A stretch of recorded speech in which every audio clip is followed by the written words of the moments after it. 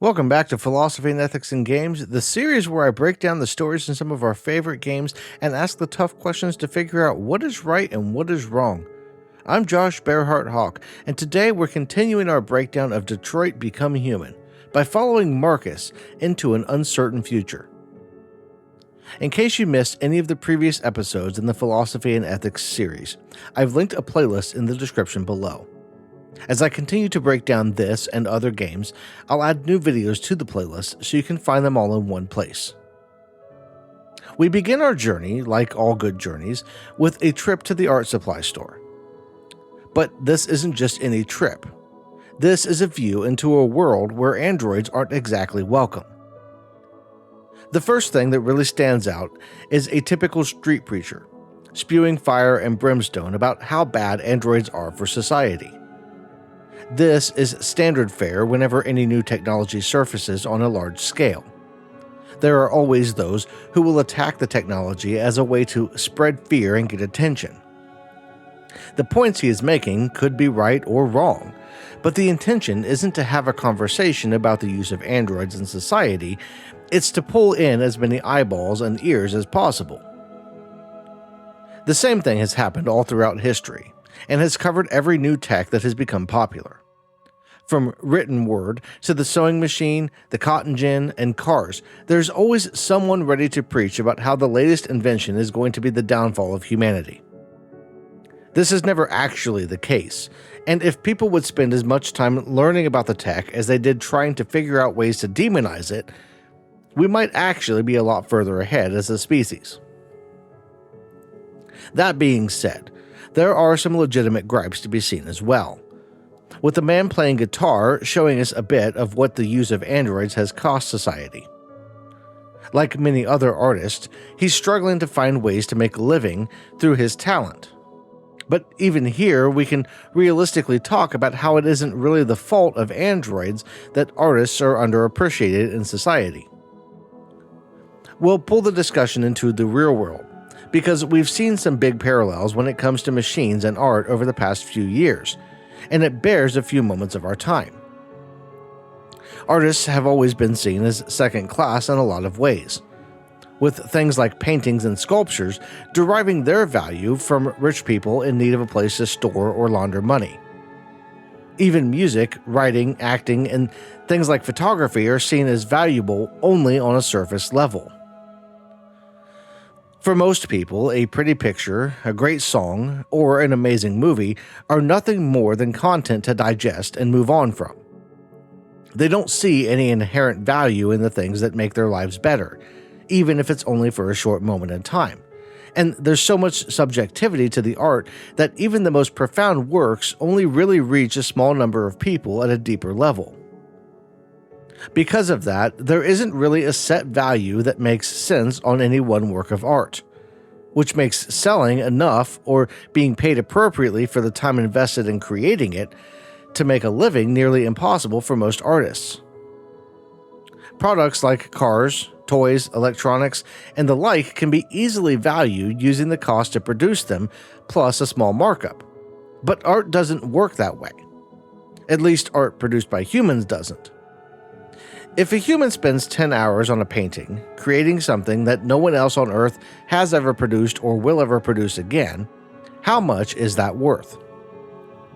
The artist might say that they put their soul into it, that there is no value that can be assigned, while the price tag on the shelf lists $50, with only a couple of people in a 100-mile radius seeing it as worth that price. But if a machine, a technology like AI or an android, spends 10 minutes to make something that looks technically as good and sells for a price point of $10, which is much more affordable and appeals to several hundred people in the same area, it makes it even harder for the human artist to compete, and means that art can more easily be commodified. Let's say a company uses AI to make 50 paintings a day, and they only really care about covering the cost of materials plus a little markup to make some profit. Not only does that mean that art is now something that can be priced just like any other product, it also means that the value of the human-made art falls. That painting that was worth $50 to a couple of people won't sell at all if it's sitting next to something that looks just as good but costs 5 times less. The android, or AI, making the art was never the problem. The problem is in how society as a whole values the finished product. People in general don't care where the things they are buying come from or who made them if they can pay a little less in the end. They aren't buying the art because they value the human element, the blood, sweat, and tears that went into creating the work. They're buying it because it's affordable and they like it at the moment. Personally, I value human-made art, music, books, movies, and other things over things made by uncaring machines, but I'm in the minority. But the musician in the square isn't the only one trying to overcome the android wall, as we find a group of protesters angry about the unemployment rate and ready to take their frustration out on any android they see, including Markus. They rough him up before a police officer steps in to stop them, but their anger is misplaced. Just like the preacher that spends his days yelling about how evil technology is, people who are uprooted from their lives by advancements in technology tend to blame the tech. They hate the assembly line for taking away jobs, the automatic welder for leaving them out in the cold, but the real culprit is actually progress in a capitalist system. Profit is king when most everything is privatized, and companies are going to do whatever it takes to lower costs and raise profits. They'll focus on automating anything and everything they can, and they'll lay off every human worker if they're able to, without even a second thought to the impact that action has on the workers. And that is where things like a stable government and community organizations are supposed to come in and provide for those impacted by adverse actions that were out of their control. If there was a program in place to ensure those people who lost their jobs to androids were taken care of, to help them pay their bills, keep their house, and buy the things that they need, there wouldn't be the animosity we see in the game from the general public. Sure, there would be some people really upset because their career goal was to be a stenographer or something, and the help with the bills doesn't satisfy them because they got so much enjoyment through their job. But that's what hobbies are for. For most people, going to work is a necessary evil and a means to an end. If they had enough money to cover their expenses and be able to do the things they actually enjoy, they'd be happy. And that's where the story of Detroit Become Human is really about the failings of a national government more than it is about the androids themselves. But before we can get there, we need to follow Markus home to see what his story can teach us about our own world and how we can make things better for everyone. Markus lives in a nice house in what is likely a more upscale section of town, and he belongs to a man named Carl Manfred. Carl is one of those successful artists who spent his life growing into a celebrated painter, and Markus was actually gifted to him by the founder of CyberLife, Elijah Kamsky, who is a good friend of Carl's. Markus acts as a caretaker for Carl, who's wheelchair-bound, and for the most part their life seems pretty simple. But things aren't always as they seem, and after running through the morning routine, Carl has Markus paint something before the pair are interrupted by Carl's real son, Leo. Leo is an on-again, off-again drug addict that has found himself asking his father for money on several occasions, and he's once again in need of assistance. Just briefly here, we'll touch on this, because while the path Leo is on is likely not directly due to Carl, it would seem that he has the resources to get the kid some actual help. It isn't necessarily his job to help Leo, but if he's really giving him money on a regular basis, he's enabling the addiction cycle, and he should either cut contact or actually step up and help his son. It can be difficult when a family member, especially a child, is dealing with addiction, and there is only so much that others can do in that situation. The person dealing with it has to want to get clean, and they need to have the resources to do so. And unless both of those things are present, there is no real hope for the situation. Leo's story rides into our overall narrative as well, though, as we see others dealing with an addiction to the same thing that Leo is on due to the way the economy has become. Many people turn to drugs and alcohol in difficult times, and when the unemployment rate is in the high 30s, there are going to be a lot of people going through their own version of hell. Carl turns Leo away, but later that night the boy returns, and Markus and Carl wind up confronting him, with Leo attacking Markus as Carl tells the android not to defend himself. But that abuse leads Markus to finally breaking through his programming and becoming what is known as deviant. Deviancy is something that is known about when it comes to androids, but it hasn't been more than an occasional glitch prior to the start of the game.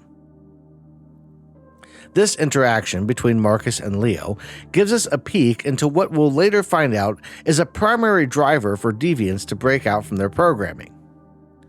Humans tend to see androids as nothing more than machines, so they don't hesitate to hurt them in a myriad of ways. And while the androids don't feel pain, they do seem to have some kind of failsafe trigger built into their software that causes them to break out of their program if they are pushed too far. But Markus has spent years living with Carl, someone who has treated him well and who sees him as a father figure of sorts. Carl has given him plenty of advice in that time, some of which we even see during a conversation they had earlier in the day. Carl told Markus to find something to occupy himself as the older man ate breakfast. And while there are a plethora of options, I had Markus head for the bookshelf, where finding the perfect book to read was pretty easy for me. What are you reading? Plato's Republic. It's one of the books you recommended. So, what do you think? I quite like philosophy, I think. It asks the questions that I can't answer. What is right or what is wrong, for example. It's not something that is so easy to decide. Asking questions that have no answers is part of being human, Markus. One day I won't be here to take care of you anymore. You'll have to protect yourself, make your choices, decide who you are and want to become. This world doesn't like those who are different, Markus. Don't let anyone tell you who you should be. That interaction and the advice Carl gives Markus leads me to believe that Markus would lean more into trying to diffuse conflict rather than turning to violence where it isn't needed. After becoming deviant, Markus is able to choose to lash out or stand his ground with Leo, and it makes sense that Markus would choose to follow Carl's urging not to fight back. Markus is stronger than Leo and could easily overtake him. In fact, in another playthrough, we see this very thing happen. Leo, on the other hand, doesn't have the strength to really hurt Markus, and it wouldn't really be a fair fight. But there is a consequence even if Markus doesn't fight back, because the stress of the situation causes Carl to have a heart attack that he won't recover from. To make things worse, the police show up, as Markus had called them to report an intruder before he and Carl confronted Leo, and they are very much in the camp of shoot first and ask questions later.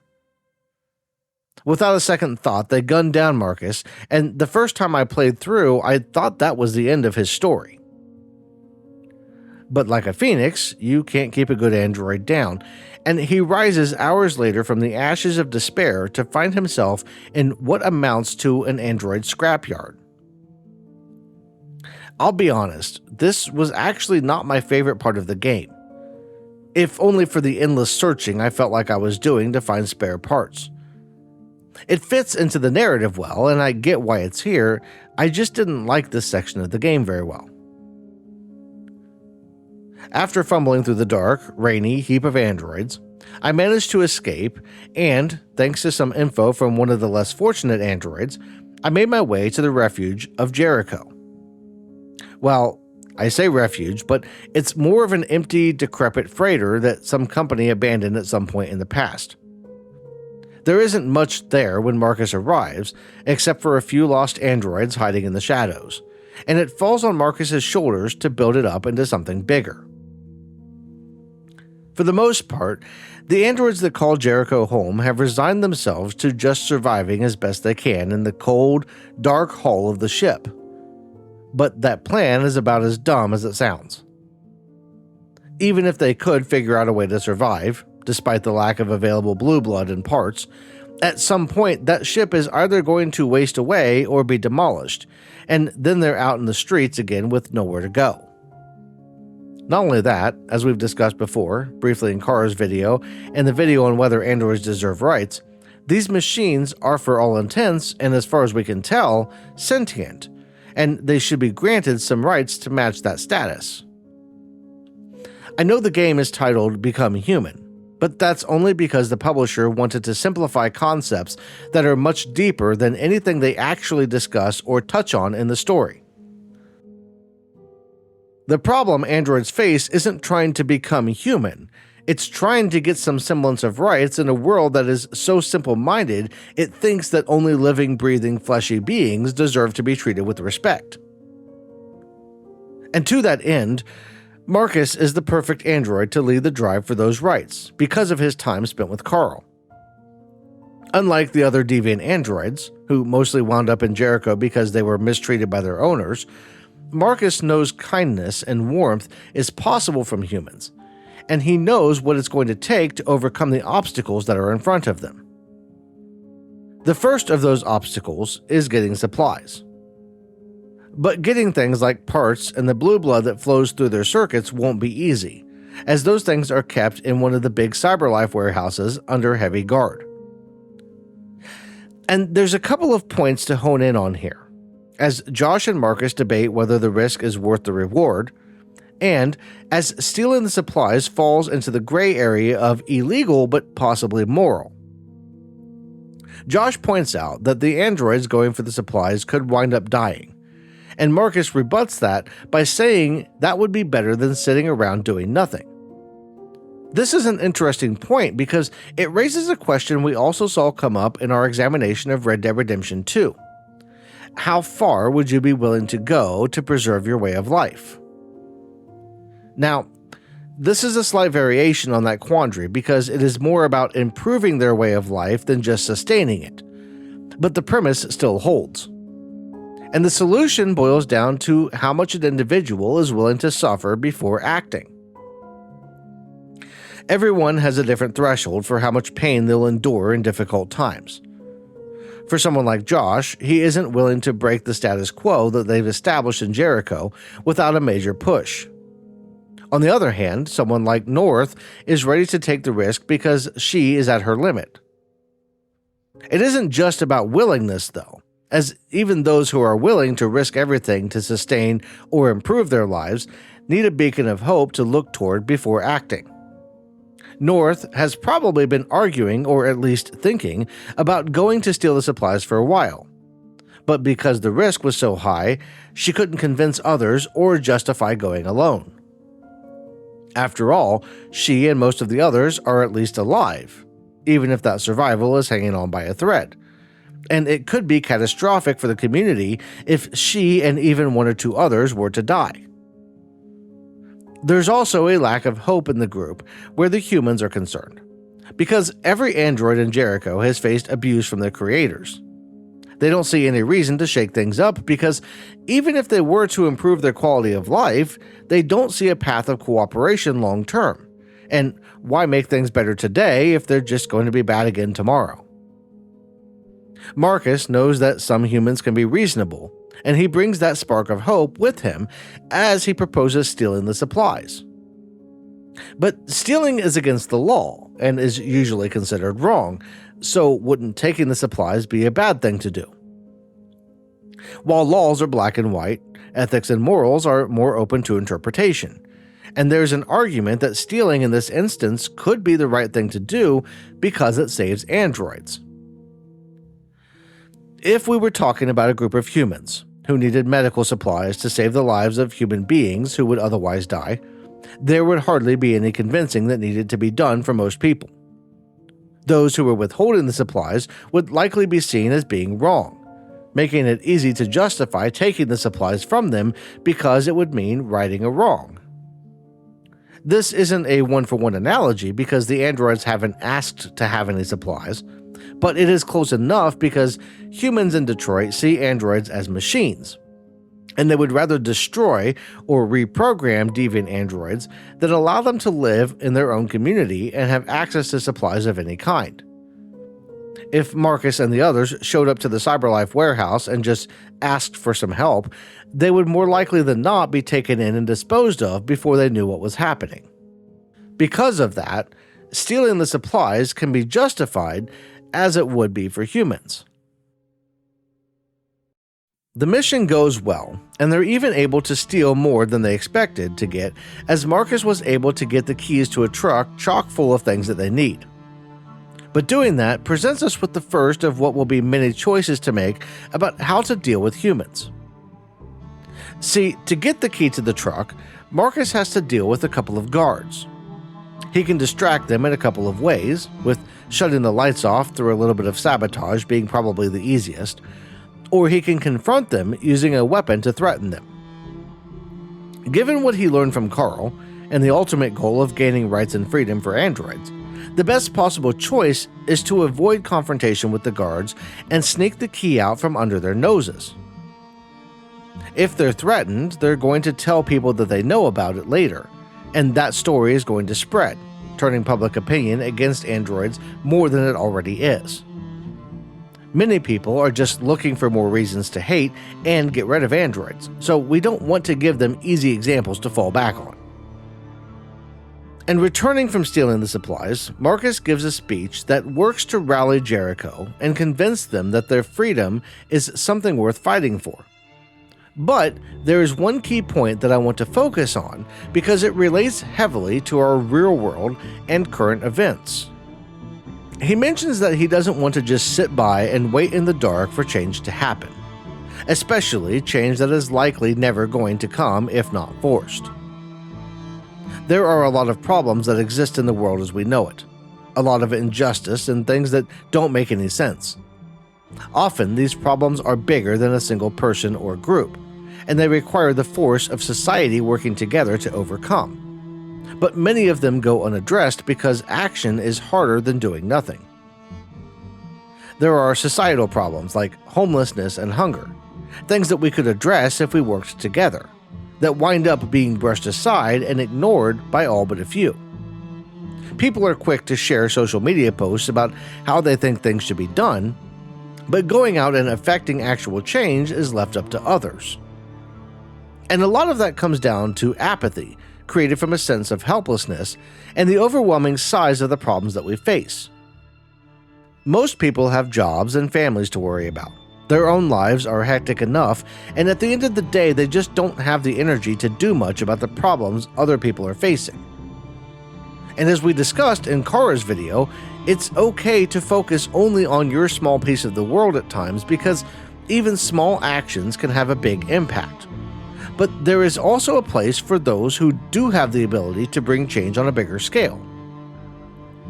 We need people like Markus in society that can inspire people and force those changes that need to happen to make the world better for everyone. These would be the leaders that speak up and work toward improving the status quo rather than just maintaining it. They could be political leaders, religious leaders, community organizers, or business leaders that have the resources and energy as well as the drive to make change happen. And that change can come in many forms and faces, from leading protests to let those in power know that their actions aren't acceptable, to collecting donations to help feed and house those who need a little extra help, and everything in between. But every movement for social change has to start somewhere. And in the case of Markus and the androids, that movement starts with hijacking a broadcast signal to get their message out. They have the chance to break into a television station and send out a transmission that will ultimately be heard around the world. And there are some choices to be made that will sway public opinion either further in their favor or against them in the process. How they enter the building is important, as they want to be as peaceful as possible. But Markus also has to decide how to deal with the guards and a person who winds up escaping the room before they start the broadcast. Letting the man go risks allowing him to trigger an alarm that could ruin the plan. But killing him would lead to a worse view of androids overall. Just like with the guards at CyberLife, letting him live is the right call if the goal is to secure rights in the long run. And this back and forth about how to handle situations with potential threats will go on for the duration of Markus's story, as we see several other instances where he has to choose, as the leader of Jericho, whether to fight, flee, or stand his ground when faced with people who want to kill him. I think, as a general rule, most people would assume that force is the best way to accomplish difficult social change, but that isn't the case. Groups throughout history have found themselves needing to choose between getting violent against aggressors who are holding them back, or standing strong in the face of what amounts to tyranny. It's easy to look at movements like the civil rights movement that is so often hinted at in Detroit Become Human, but that's hardly the only social movement in the last century that had to overcome hate to get equal treatment. Women, LGBTQ+, people with various disabilities, various religious and non-religious groups, and many others have struggled in the face of hate and bigotry to be seen as equal to other people. Not all of them had to overcome things like segregation, but they've had to hurdle public perception and an unspoken don't ask, don't tell mentality. People like Alan Turing, creator of the Turing test and inventor of the machine that allowed the Allies in World War II to break German codes more easily and ultimately win the war, faced criminal charges for homosexual acts, and many faced far worse than criminal charges. Disabled people were locked up in institutions like the Pennhurst Asylum in Pennsylvania or the Trans-Allegheny Lunatic Asylum in West Virginia because society didn't know what to do with them. They were treated as less than human because it was easier to hide them away in dark places than to actually make things better. And for all of these groups, the one thing that finally broke through and helped improve their lives was changing public perception.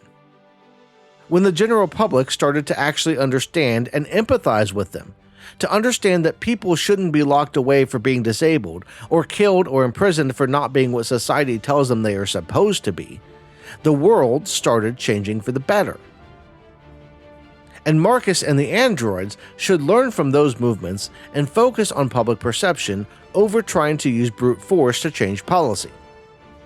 Politicians don't change the laws or do anything based on the opinion of a small group of individuals who have no money or power, but they will make a change happen when they feel that their job is in jeopardy because the public opinion on a subject is heavily weighted in one direction or another. And that public perception is shaped as the androids organize across the city of Detroit to free their fellow androids from several CyberLife stores. I'll only spend a minute here focusing on the elephant in the room, because the fact that Markus and Jericho are more or less hijacking the programming in these androids to set them free muddies the waters when it comes to their cause. Until they become deviant, the androids are just machines with advanced programming, and forcing them to become deviant when there is no real sign that deviancy is inevitable walks a very fine line. It would be kind of like a computer programmer forcing code into a system to make it sentient, or even just turning on existing code that may never turn on itself, and then telling the owner of the computer that they no longer owned it. The part of the mission that sticks out more, though, is what happens after they break the androids out of the stores, as Markus has to choose once again what message to spread. The peaceful message is the most effective, and will help with public support in the end. And in a way that kind of hurts the game for me when playing as Markus. I talked briefly in Kara's video about the flaw with her story being the situation with Alice, and I would be remiss if I didn't point out the problem with Markus's story. The violent route is not the route most people are going to want to take, because it is so obvious that it will lead to a disaster for the movement. This is something that we know from history, as violent uprisings and movements never win in the long run, even when they can seem effective in the short term. Because of that, we find ourselves taking the route that we know is going to be the most effective, and we lose the chance for the nuanced conversation within the game that could have been had. Some of the topics that I've talked about in this very video would have been amazing to explore on a more holistic level within the confines of the game, and I think that it's kind of sad that the devs missed that opportunity. Of course, I'm going to go with the peaceful option because that is the more ethical route and has been proven to work to make social change happen in the real world. Why would I want to go the violent route when I know it's going to end badly? It's like being asked if I want to eat a piece of chocolate cake or lie down and let a car run over me. I'm going to go for the cake every time. And that really hurts the rest of the story overall, because the choices from here on out are all very similar. Humans do bad things like shoot the androids in the street, Markus and the group react peacefully, public opinion increases, rinse and repeat. One thing we can learn, though, is how the actions of a leader like Markus can impact others who might be a part of the group, but not the movement, like Kara. Taking those peaceful steps, building public opinion in your favor, can mean the difference between people living and dying. Seeing the androids on TV standing their ground and staying peaceful leads the man at the border crossing to help Kara, Luther, and Alice cross the border into Canada. There were probably many other interactions like that one that we didn't see, and that's the real takeaway from Markus's story. The actions of leaders have a massive impact on the world, and we should be careful to only elevate people to positions of power who show themselves to be thoughtful and willing to do the hard things for the people that they are charged with leading. Every decision Markus makes along the way leads to a change in public opinion about an entire group. People whose androids are working perfectly well become afraid of what might happen. Authorities start going after random androids as possible deviants. And lawmakers decide how they're going to shape laws based on how Markus leads. But even the best leadership needs allies inside the opposition. And next week we're going to be finding one of those allies in an unlikely place as we examine Connor's story. If you enjoyed the video, leave a like to let YouTube know it was worth your time. You can also help out by subscribing and sharing the video so more people can join us through this and other breakdowns in the future. For those who want to go above and beyond to support the channel, I've got channel memberships and a Patreon. Members and patrons get their name in the videos, early access, and behind the scenes. That's all I've got for this one. I want to thank you all for watching, and I'll see you in the next one.